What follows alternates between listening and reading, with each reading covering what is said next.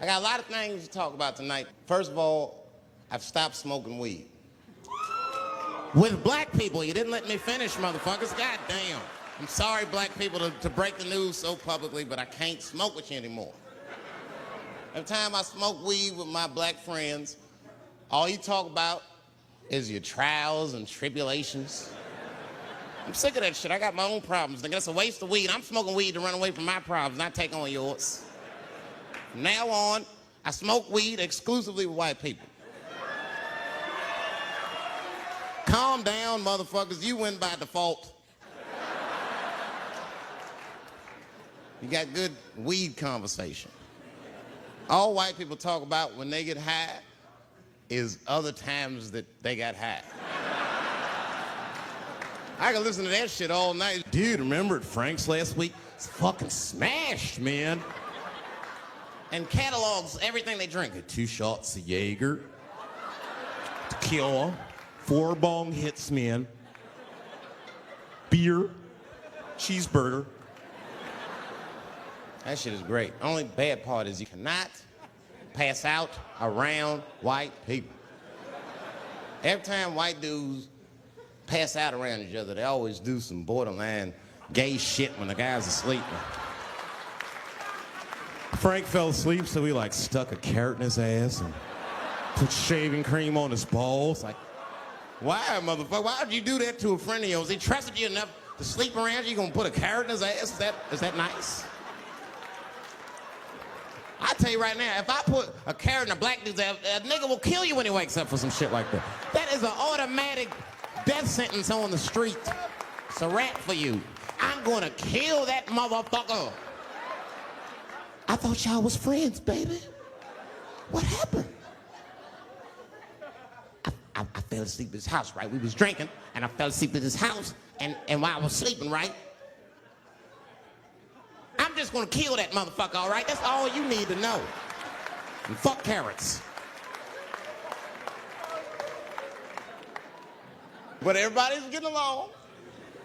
I see that shit. I see it all around. Blacks and whites don't fight so much. You know who don't have no beef with anybody is Asian people. I see how y'all be doing. Y'all just lay in the cut. Only people Asian people beef with is other Asian people. Like if you call a Korean guy Chinese, I've done this. They will flip out, hey!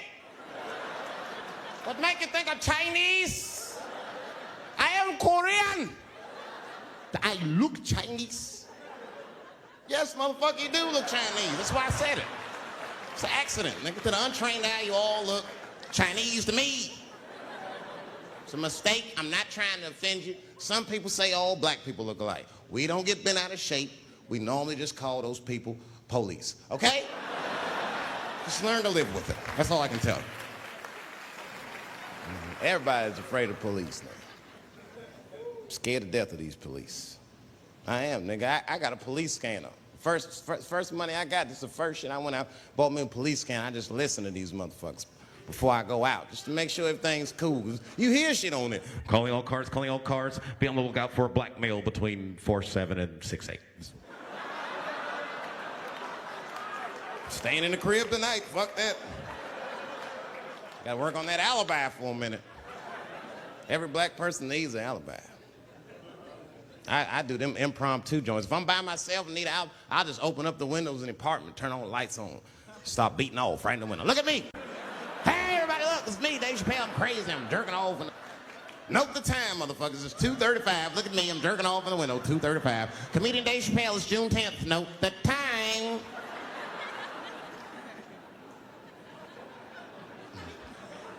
That shit could save my life.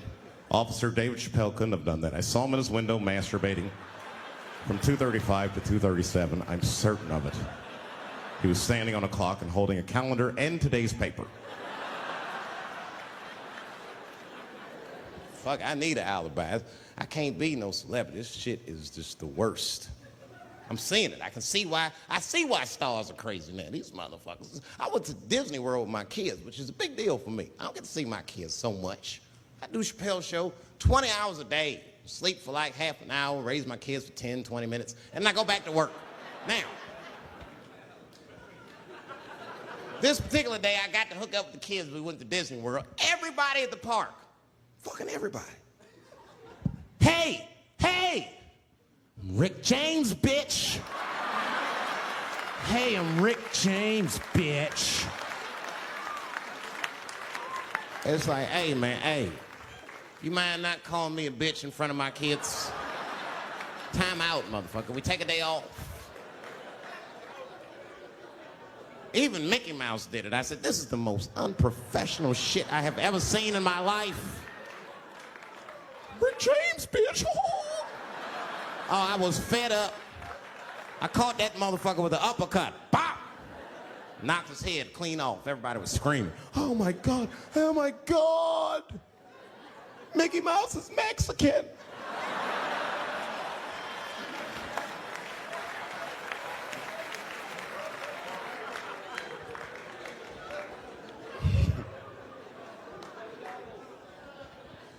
I had a terrible time in Disney World. Disney World is like a whole nother country anyway. They got their own currency. That shit is ridiculous. As soon as I check in the hotels, welcome to Disney World, Mr. Chappelle. Can we interest you in some Disney dollars? Nah, man, I'm cool. You can't buy weed and pussy with Disney dollars, nigga. I'm on vacation. I like them greenbacks. I like them greenbacks. You know what I'm saying? It's the kind of money people spend. People is very particular about that. I saw that. That was one of the main stories from the war. Was the first big thing we did was they said, now that Iraq has been liberated, we have managed to take Saddam Hussein's face off of the money. And I'm not gonna lie, when that press conference came off, I was like choked up. I was actually proud to be an American because that is a very subtle psychological nuance of oppression to have a dictator on your money. And it's thoughtful to be able to take that motherfucker off for the goodwill of another person, right? But then I thought, well, if you could do that for Iraq, what about our money, man? Our money looked like baseball cards with slave owners on. George Washington is the worst of the worst. Yes, I said it. You mythologize this motherfucker like he was the greatest dude, man. If I went back in time with a white person and we saw George Washington walking in front of our time machine, my white friend would probably be like, oh my God, Dave, look, there's George Washington. It's the father of this great nation. I'm gonna go shake his hand. I'd be on the other side like, run, nigga, George Washington. And we'd both be right. You like him because he wrote the Declaration of Independence and all that shit. We hold these truths to be self-evident. All men are created equal. Go get me a sandwich, nigger, or I'll kill you. Liberty, justice for all. Am I wrong? Am I wrong? Wait a minute, did he not own slaves? Didn't he own slaves? That's all I'm saying. I almost protested the war in the beginning. Almost. Until I saw what happened to them Dixie chicks. I said, fuck that. If they'll do that to 3 white women, they will tear my black ass to pieces. I don't want to hear that shit. Yeah, man, they would. But I'm like, for real, why you care so much what the Dixie chicks say? It's not like they political scientists or nothing. They just bitches that can sing good. You know what I mean? Stop worshiping celebrities so much. Just don't listen, don't pay attention. I remember right around September 11th, Ja Rule was on MTV. That's what they said. They said, we got Ja Rule on the phone. Let's see what Ja's thoughts are on this tragedy. Who gives a fuck what Ja Rule thinks at a time like this, nigga? This is ridiculous. I don't want to dance. I'm scared to death. I want some answers that Ja Rule might not have right now. You think when bad shit happens to me, I'll be in the crib like, oh my God, this is terrible. Could somebody please find Ja Rule, get hold of this motherfucker so I can make sense of all this. Where is Ja? Guide me, Ja Rule.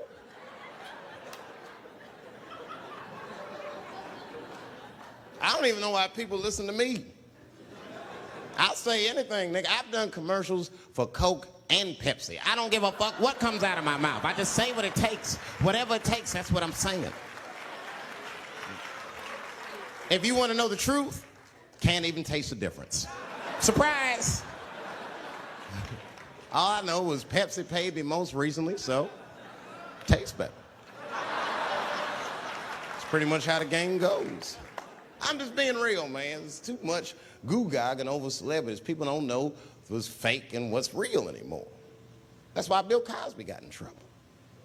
Look what happened to Bill Cosby. Bill Cosby said some real shit, and the whole world freaked out on him. For what? For having an opinion?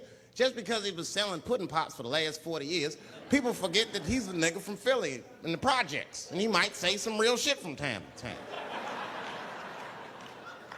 It's not that big of a deal. I spoke at my old high school, and I told them kids straight up, if you guys are serious about making it out of this ghetto, you gotta focus, you gotta stop blaming white people for your problems, and you've gotta learn how to rap or play basketball or something, nigga. You're trapped. You are trapped. Either do that or sell crack. That's your only options. That's the only way I've ever seen it work. You better get to entertaining these white people, nigga. Get to dancing. Go on out there and be somebody.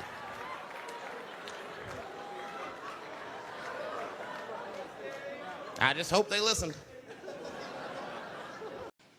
And then I looked in the comment section, and the internet was doing what it does, and everyone was coming up with one conspiracy theory after another, but the one that I kept seeing the most involved a holistic doctor in New York City. Have you heard it? It's a doctor named Dr. Sebi. In the mid-90s, during the height of the AIDS epidemic, a black holistic doctor in New York named Dr. Sebi claimed that he cured 2 people of AIDS and HIV holistically. And at that time, that was an illegal claim to make in the United States because of the FDA.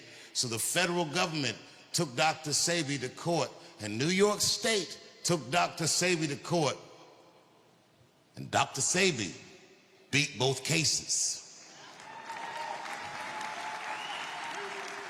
And Nipsey Hussle, unbeknownst to many, was making a documentary. He was producing it about Dr. Sebi's work and his life. And people on the internet believe that larger powers killed Nipsey Hussle to keep that information from you and I. I don't know. I honestly don't know. But I'll tell you something that I do know. The greatest comedian I've ever seen with my own eyes is Charlie Barnett. Charlie Barnett, a New York street comedy legend. He only did comedy on the streets, and I was lucky enough to meet him. He was a mentor of mine. Charlie Barnett was so good at performing on the streets that from the streets, he booked himself a job on Saturday Night Live. Yeah, but the week of rehearsals, they found out that he couldn't read. So they fired him and replaced him with Eddie Murphy. Oh, it could have been beautiful. But you gotta be able to read to do Saturday Night Live. I know y'all saw Bad Bunny last week.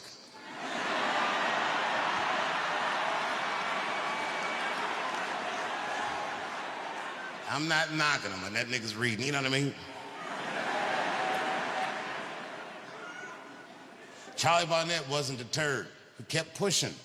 And he went on to do movies like DC Cab, which is where I first saw him. He used to be on Miami Vice. This motherfucker became a star in his own right. But the thing that kept derailing him is that Charlie was a terrible drug addict. This nigga started doing crack to quit heroin. He was doomed.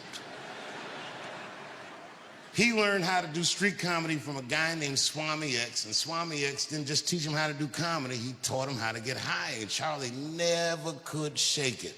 And when Charlie mentored me, even though he was a terrible drug addict, I never saw him high. He never wanted to do to me what Swami did to him. He made sure I understood that cocaine is just not for you, even though those bitches are prettier than them ugly weed bitches you be hanging out.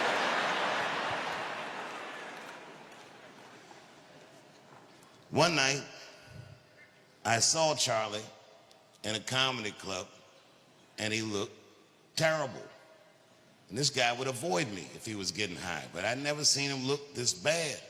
So I said to him, I said, Charlie, you good? And he didn't say anything. And I said, are you high? And he laughed. He said, no, nigga, I'm not high. He said, I'm dying.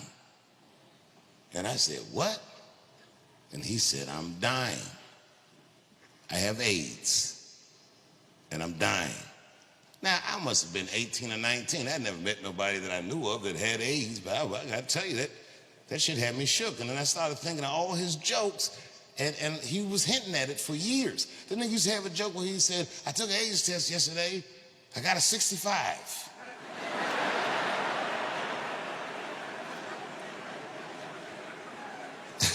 Another time he was on stage at the Apollo, and he told the crowd, there's good and bad and everything. And the crowd was like, yeah. He said, so what's good about crack? And you know, everybody in Harlem was like, nothing. And he said, shit, crack brought the price of pussy down to $5.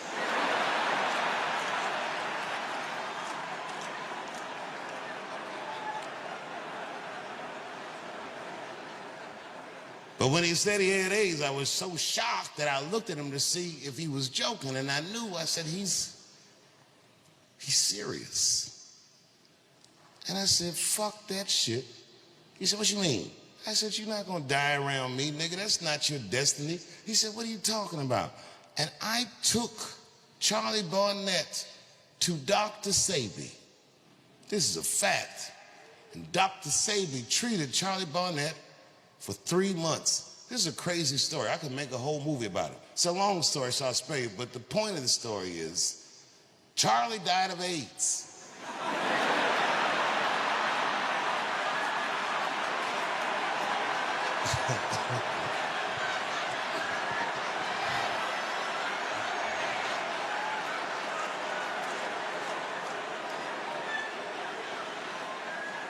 DC, no matter how much this government or anyone else puts pressure on you, keep your wits about you. I'm here just to remind you that we are a community and we will stay sane together. We will take care of each other and we will wait this orange nigga out.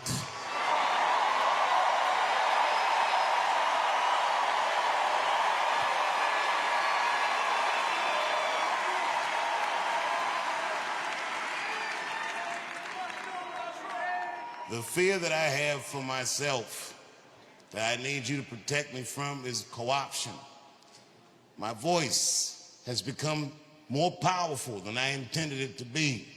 And I cannot let these niggas do me like Charlie Kirk, or even worse than that.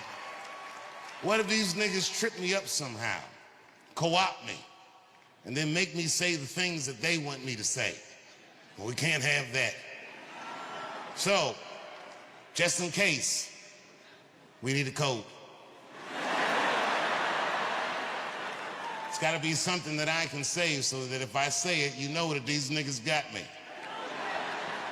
And don't listen to nothing that I say after I say those words. But don't tell anybody what it is, but it's gotta be something that, you know what I mean, that I would never say. Oh, I know what the code is. The code word is, I stand with Israel. Thank you very much, and good night.